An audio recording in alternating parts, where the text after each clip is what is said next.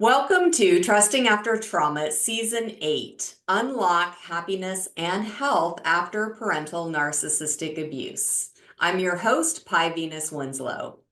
Our goal is to provide information and resources to educate and empower viewers to recover from childhood trauma and narcissistic abuse so they can reclaim their happiness, health, and personal power. Our speakers specialize in supporting others through their unique expertise and offer valuable insights, tools, and inspiration for viewers to find the courage and motivation to change their lives.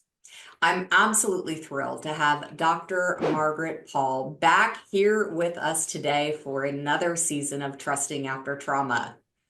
Dr. Margaret Paul is a best-selling author of 14 published books, a relationship expert, and co-creator of the powerful inner bonding self-healing process. She's appeared on numerous radio and television shows, including Oprah, and has successfully worked with hundreds of thousands and taught classes and seminars around the world for over 56 years. Her most recent book is Lonely No More: The Astonishing Power of Inner Bonding. Margaret is also a member of the Transformational Leadership Council. So, welcome, Dr. Margaret. Thank you so much for being here today. Well, thank you. I'm looking forward to this. Yeah, and such a powerful topic, inner bonding. So, for our viewers who might not be familiar with this technique and this way of healing, what is inner bonding and how does it heal trauma from narcissistic abuse? So, inner bonding is a six-step pathway that people can learn and follow that helps them to heal the false beliefs that we all absorbed as we were growing up. We all absorbed how our parents treated us or how they treated themselves. And then we tend, in what we call our ego wounded self, we tend to treat ourselves that way, which means that we're re-traumatizing ourselves all the time. We keep on treating ourselves the ways that we were treated, especially with narcissistic abuse. And so people do all kinds of things to heal, but if they don't deal with how they're treating themselves, how they're abandoning themselves in the ways that they were abandoned or their parents or caregivers abandon themselves, then they, as I said, they keep re-traumatizing themselves. And so inner bonding is a process for learning to understand how we abandon ourselves, the various beliefs that we've absorbed unconsciously that lead to us continuing to re-traumatize ourselves. It helps us develop what we call in inner bonding the loving adult, which is a very strong, open, and powerful and spiritually connected aspect of ourselves that learns to love ourselves. And the more we learn to do this, the more we develop new neural pathways in the brain, actually, for learning to love yourself. And it teaches people how to connect to a higher source of love, of truth, because if we look around, there's very few role models for people learning to truly love themselves, fill themselves with love, and share their love with others, which is why so many relationships, over 50% now, end in divorce, including second marriages, like I think 64%, third marriages, I think like 75%, end in divorce because people haven't dealt with how they're treating themselves. And so inner bonding teaches us to be very, very conscious of our intention. It's based on a concept of intention, that there are only two intentions in any given moment. One is the intention to learn about our false beliefs, about our fears that may be fueling our self-abandoning behavior, about what's true, about what's loving to ourselves. And then the only other intention is the intention to have control over getting love, avoiding pain, and feeling safe. Of course, we all want to feel safe, but we're trying to feel safe in ways that are actually hurting us really badly. And so inner bonding helps people to become aware of that, become aware of making a conscious choice of intention so that they really can learn to love themselves, get all filled up with love and peace and joy, and be able to share that with their loved ones rather than always trying to get somebody else to fill them up or make them feel safe or make them feel worthy, which is what creates so many relationship problems. Because as soon as that's our intention, then we're trying to control, and controlling behavior like anger or compliance or resistance or withdrawal ruins relationships with anybody, with family, with friends, with a partner, with kids. It just ruins relationships. And so these 6 steps are very powerful. And I can go through the steps if you'd like. Oh, that would be fabulous. Yes, please tell us about the steps. Yeah. So the first step is to learn to not only be in your mind. We all learn to leave our body, to dissociate from our body when there's trauma, because as little kids, we can't manage that much pain. And so we learn to disconnect, dissociate from our body and go up in our mind. But our feelings are in our body. And so when you're in your head, you're not aware of what you're feeling. And that would be like having a baby who's crying and you can't even hear it. You're out to lunch or something somewhere and you don't know your baby's crying. That's what happens when you're in your head. You don't know what's going on the feeling level. And basic to learning to love yourself is learning to take responsibility for your own feelings so that you're not re-traumatizing yourself, you're not hurting yourself, and you're not a victim of others' behavior anymore the way we were with narcissistic abuse. And so step one is practicing it. It actually took me a lot of practice to get from my head into my body and be aware in any given moment what I was feeling. But step one is learning to be not only up here, but also present in your body and wanting responsibility for your feelings. And step two is moving into the heart and opening to learning, consciously saying, my intention is to learn to love myself. And then learning how to open to and connect with your own higher self, whatever that is for you. For some people, it's God or a guardian angel or their own higher self or somebody who loved them who died. It doesn't matter what they're turning to.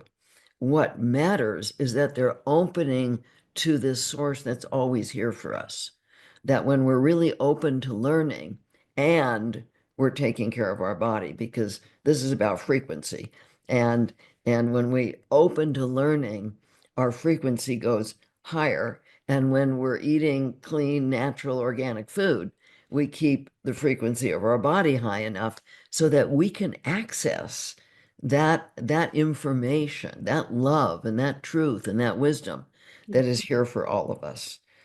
Unfortunately, in today's society, so many people are eating junk food and they don't realize that it's keeping the frequency of their body too low. It's dumbing them down, actually, Mhm. keeping the frequency too low to have that natural access to Mhm. a higher source. And so step two is opening to learning and connecting with their higher guidance. Step three is moving it back into whatever you were feeling in step one. Like, let's say you were feeling anxious. A lot of people have anxiety or depression. You're feeling depressed. And we go back into those feelings and we're basically asking what we're doing. What am I doing? What am I telling you? How am I treating you? That's causing you to feel this way. We're taking responsibility instead of saying, "Oh, I'm feeling anxious because so and so yelled at me," or "I'm feeling depressed because of what's happening in our world." And certainly those things affect us. Mhm. But too often, ongoing anxiety or depression or anger or emptiness or aloneness or jealousy, these feelings are being caused by self-abandonment. And so we're asking, how am I abandoning myself? And we're Mhm. listening, like listening to a child. How am I abandoning myself?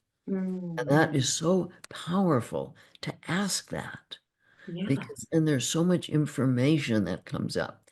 And once we understand what we're doing, what we're telling ourselves, how we're treating ourselves, we go a little deeper into that ego wounded aspect and we say, why are we doing this?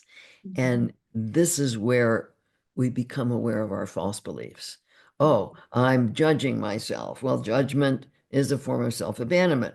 I'm judging myself as not being good enough, so that I'll motivate myself to do it better, and then people will like me, and then I'll be okay.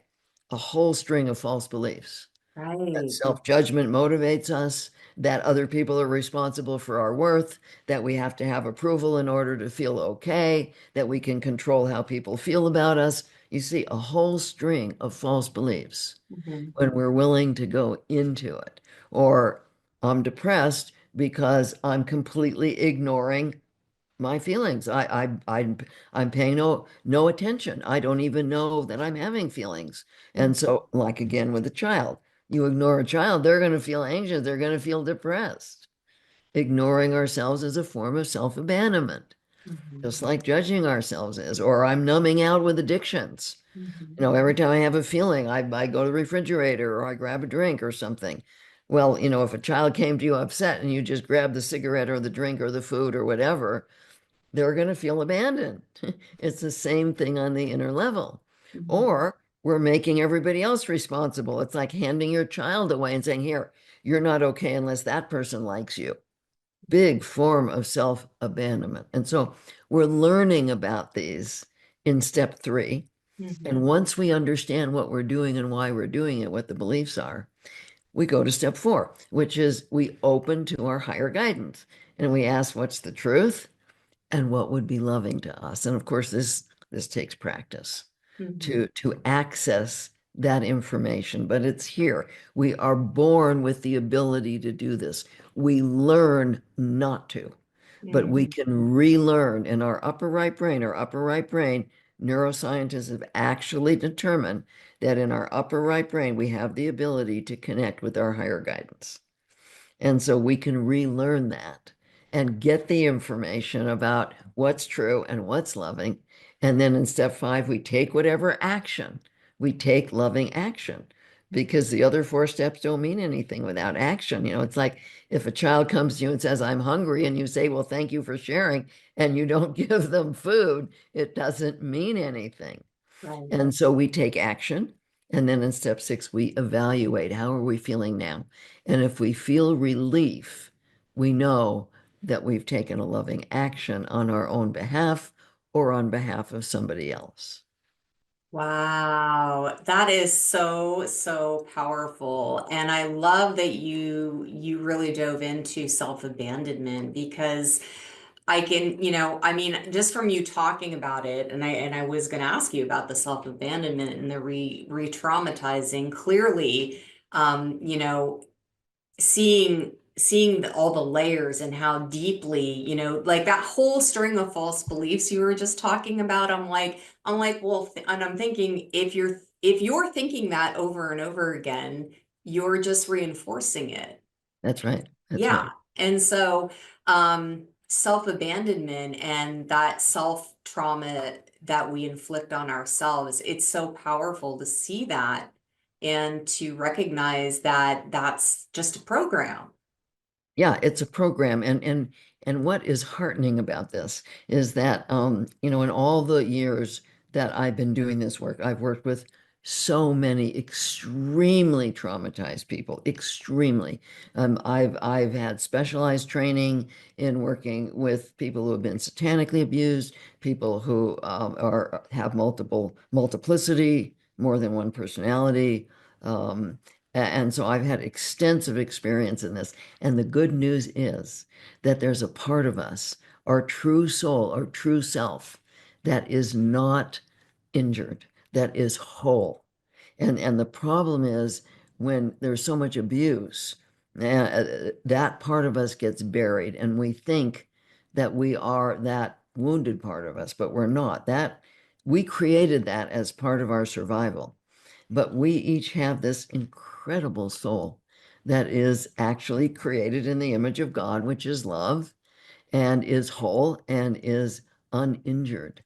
And as people learn to define their own sense of worth, to see how incredible we each are, that we're each a spark, an individual spark of the divine, that we each came here to express our own gifts.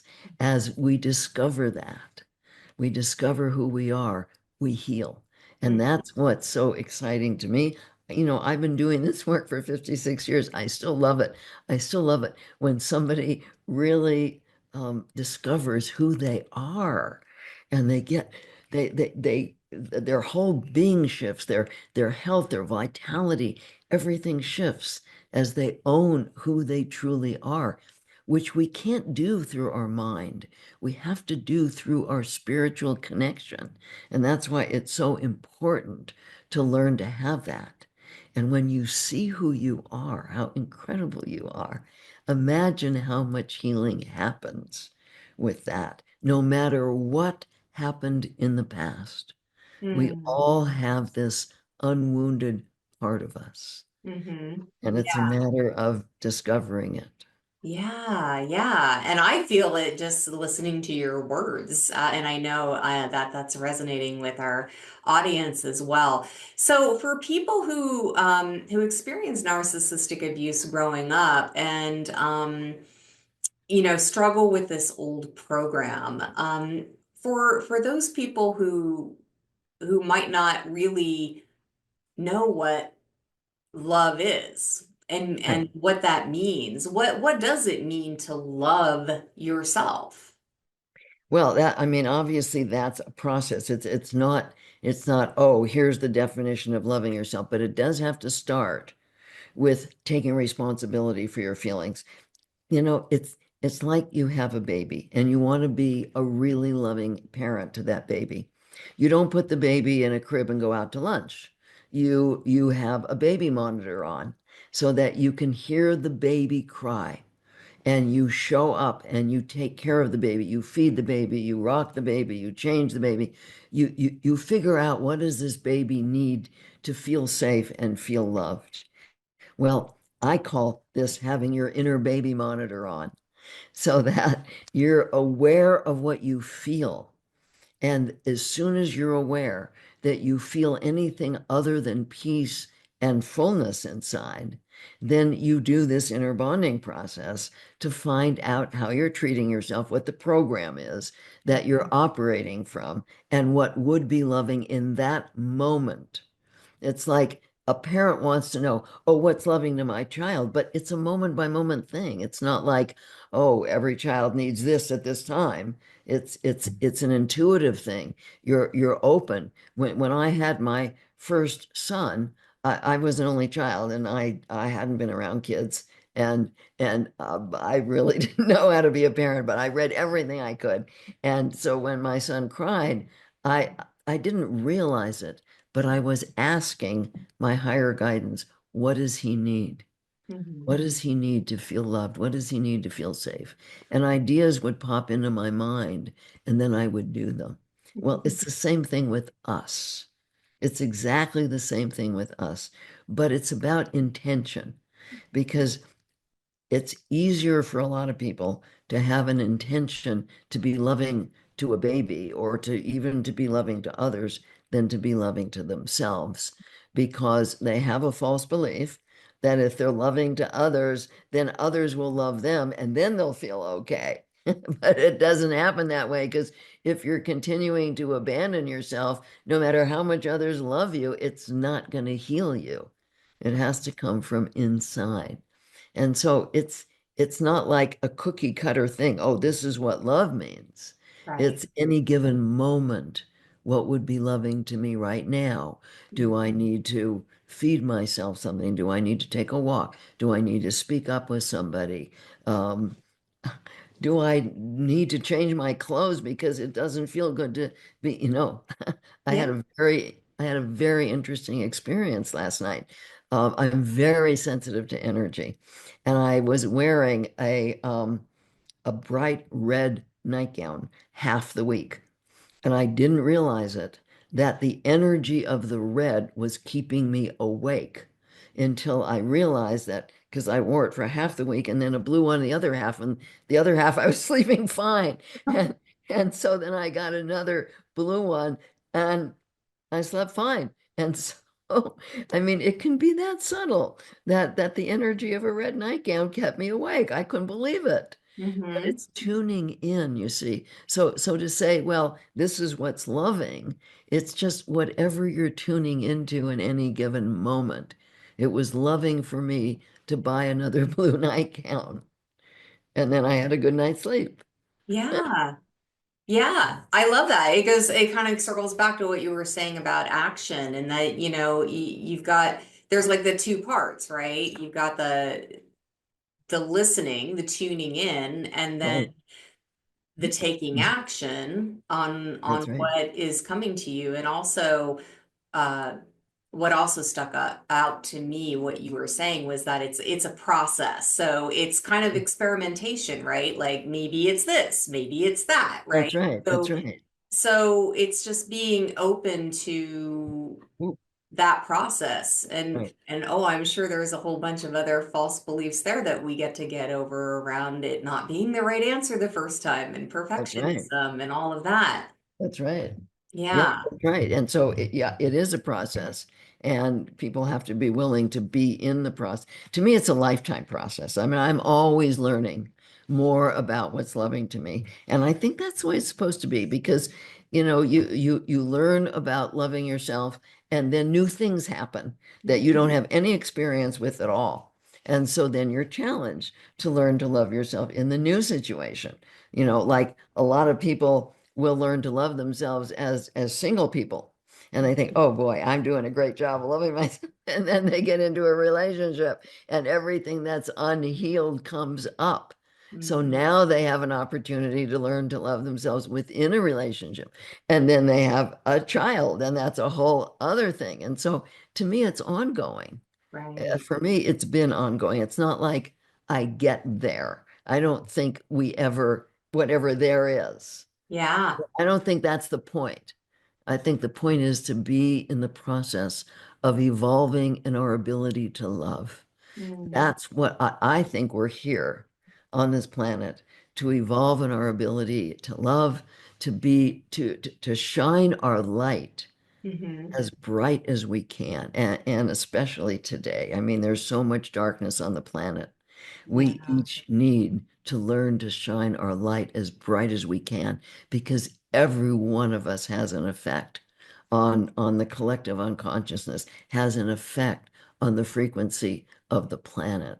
And so I think it's so important for each of us to look to continue to evolve in our ability to love. And that is what heals the trauma.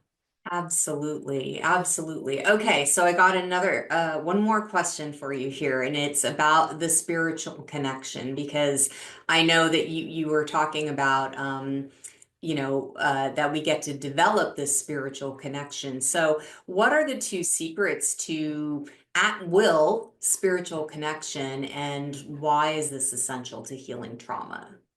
Yeah, so I did mention them. Being able to connect with spirit means, see, spirit exists at a very high frequency. It's like a hummingbird's wings. They go so fast you can't see them. Mhm. Well, spirit is like that. Their frequency is so high we can't, or most people can't see them. Some people can. And so, in order to connect with spirit, we raise our frequency and they lower theirs, and we meet. Okay. So the two things that we need to do to raise our frequency is we have to be very sure that we are very open to learning about loving ourselves and sharing our love with others. That alone is vital for raising the frequency. I've worked with people who have, let's say, meditated for 20 years and they still can't connect, or they connect while they're meditating, but then they don't the rest of the time because they're not conscious of their intention to love themselves the rest of the time. And Hmm. so it's about developing that intention throughout the day. And then, of course, the second one is taking care of our body because our body has a frequency. Food has a frequency. The Mhm. frequency of processed foods is very low. The Mhm. frequency of sugar, of industrial seed oils, of processed grains lowers the frequency of the body. And that's what's in processed food. Mhm. Sugar, grains, and industrial seed oils is in processed food. Wow. And so if you really want to have at will divine connection, you need to eat the way your great great great grandparents ate, where they didn't have any of this junk food. They didn't have fast food. They didn't have these markets with all this packaged food. They Mhm. ate off the land. They ate, the whatever meat or fish was wild caught or regenerative farming. The soils were replenished because they rotated the food and the soils weren't depleted the way they are today from factory farms. And so, if people really want to have that at will divine connection, Mhm. they need to be very aware of how food affects them. Mhm. I was in many ways really fortunate because I was a sickly kid. And at age 22, I was sick of being sick. And so I read everything I could and I changed my diet completely. There was one little health food store that I shopped at in Los Angeles at the time. And so I changed everything at that time. When inner bonding came in, when I met Dr. Erica Chopich, she had half the process. I had half the process, and Spirit helped us put it together. I was able to start to connect very easily. And I didn't realize that part of it was I was open to learning because I had learned that, but Mhm. part of it was how I was eating all that time. And Mhm. I didn't realize, I finally realized when I worked with clients, when they didn't connect so easily, even with an intention to learn, that it was also their diet. And so it's really, really important if people want to have that, to Mhm. change that, not only to connect with their guidance, but of course for their health and well-being. To Mhm. me, this is, I mean, I want to live. I've been told by my guidance I'm going to live to 103 and then drop dead, and that's fine. But at this point, this year I'm going to be 86, and I'm in excellent health, and I have all my cognition, and I have lots of energy and vitality because of inner bonding, because I exercise every day, and because of how I eat. And I just really want to encourage people to love yourself enough Mhm. to take that kind of care of yourself so that you can live a full, joyous life without being sick. Who wants to be sick?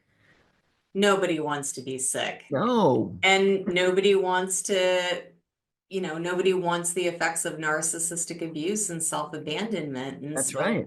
that's why this work is just so, so important. And you are such a pioneer in this field. So thank you so much for everything that you shared. And I wanted to let our viewers know that you have given them access to a free gift, which is the inner bonding, the 7 lessons to inner peace and joy. So can you tell us a little bit about that?